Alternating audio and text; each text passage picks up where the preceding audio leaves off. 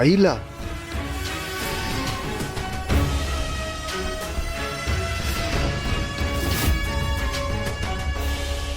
ही तर सुधाकरची बायको आहे. आता हिने धैर्यसमोर काही तोंड नको उघडायला.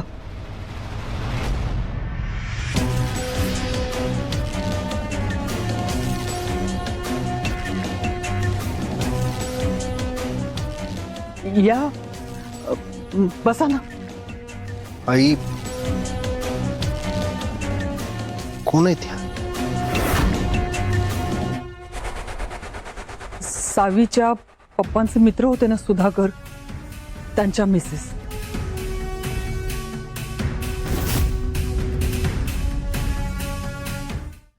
मॅडम, तुम्ही म्हणाला होता ना त्यांना शोधायला मदत करते म्हणून. काय कळालं का हो? प्लीज सांगा की हो. अहो, मी रोज यांची वाट बघते हो, पण कुठून काहीच माहिती मिळत नाही बघा.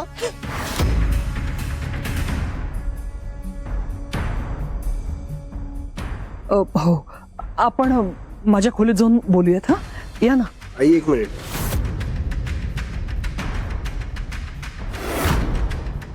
काय झालंय नक्की?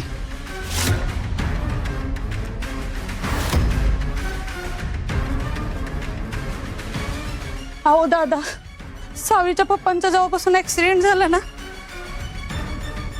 हे खूप अस्वस्थ होते आणि गेले कित्येक दिवस झाले ते घरीच नाहीत आले.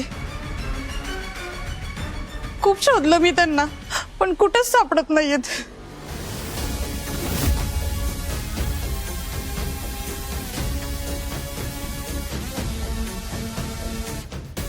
म्हणजे सुधाकर काका गायब आहेत हे तुला माहिती होतं आई?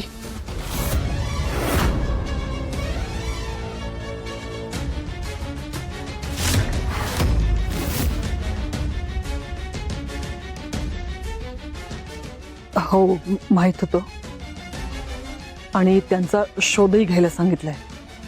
आई अगं, एवढी मोठी गोष्ट तुम्हाला सांगितली का नाहीस मग? धैर्य, तू आईशी बोलतोस लक्षात ठेव. दादा, प्रत्येक वेळी मध्ये मध्ये बोलणं गरजेचं नाहीये. मध्ये मध्ये बोला चला दादा.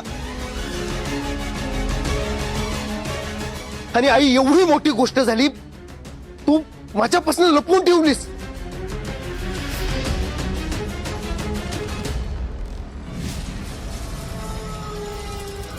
नाही म्हणजे मी सांगणारच होते, पण सावीचं काही कमी टेन्शन आहे का तुला?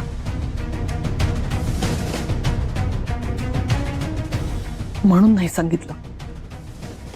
पण तू काळजी करू नकोस, त्यांचा शोध चालू आहे.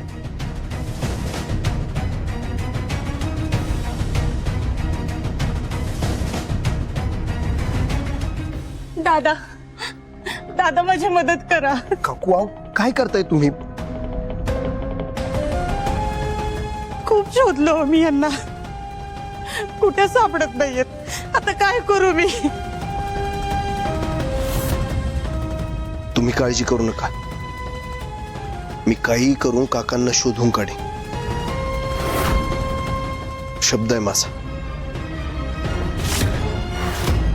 सावी, आपला प्लॅन वर्क झाला.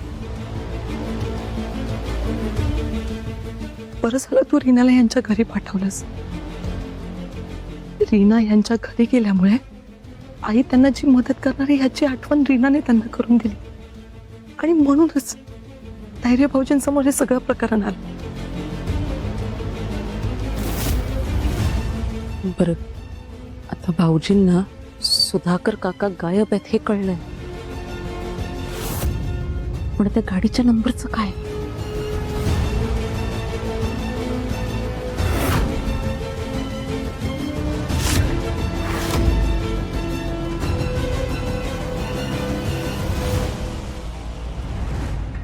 तुमचा विश्वास आहे ना माझ्यावर?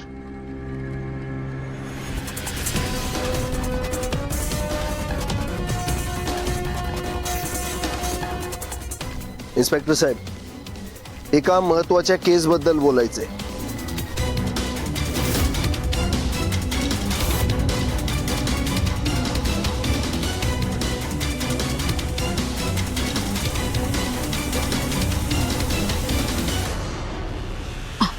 सावी, हे बघ, या लिस्ट मधले ना हे 4च नंबर आहेत जे कोल्हापुरात रजिस्टर झालेत आणि बाकी सगळ्या कोल्हापूर बाहेरच्या आहेत. बघू.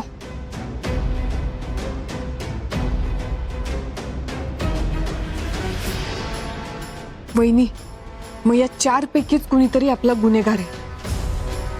आपल्याला लवकरात लवकर हे सगळं रीना आणि परागला सांगितलं पाहिजे. मी फोन करते त्यांना. बर.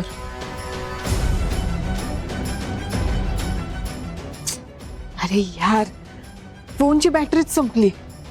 काल काही गडबडीत फोन नीता वहिनींकडे राहिला, त्यामुळे त्याला चार्जिंगच करता आलं नाही. आणि आता जर मी चार्जिंगला लावलं आणि नेमकं कोणतरी आलं तर? नाही नको बाई, माझा पण फोन नेमका रूम मध्ये, तिथे हे असतील. आता काय करायचं? नीता वहिनींचा फोन वापरूयात. ते किचन मध्ये असेल. चला मग तिकडे जाऊया. हा. आपल्याकडे आता दुसरा काहीच ऑप्शन नाहीये. रीना आणि परागला सांगितलंच पाहिजे. 1 मिनिट, मी हे ठेवून येते. चला.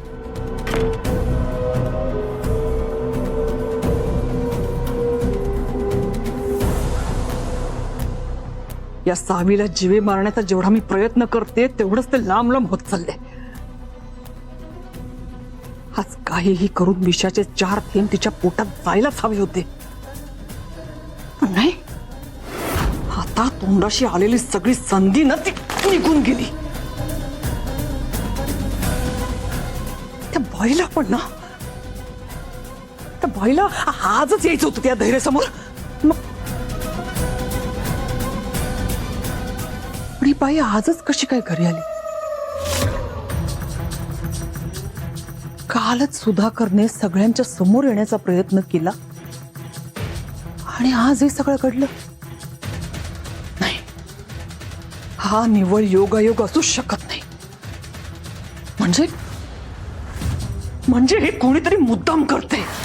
ज्याने धैर्यला गाडीवाल्याचा नंबर दिला तो तर नसेल.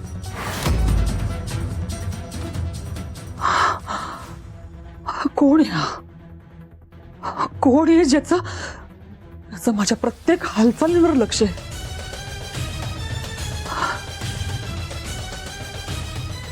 याला शोधून काढायलाच हवं. कोण असेल?